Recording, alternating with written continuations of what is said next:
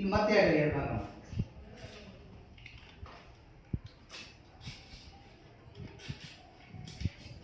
ಇದನ್ನ ಮತ್ತೊಂದು ಭಾಗ.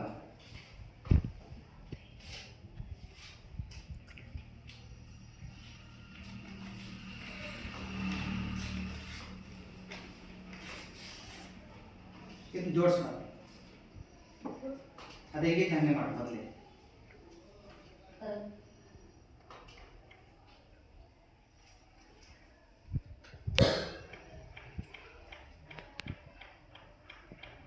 ಒಂದು ಹಾಳೆನ ಹೆಂಗ್ ಮಾಡಿದ್ರು? ಹರಿದು ಏನ್ ಮಾಡಿದ್ರು? ಅದನ್ನ 4 ಭಾಗ ಮಾಡಿ.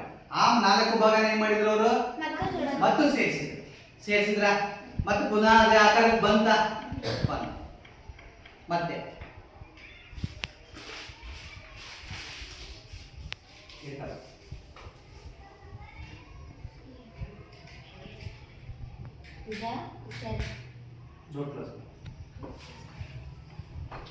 ಎಲ್ಲ ಸ್ವಲ್ಪ ಕಟ್ ಮಾಡು.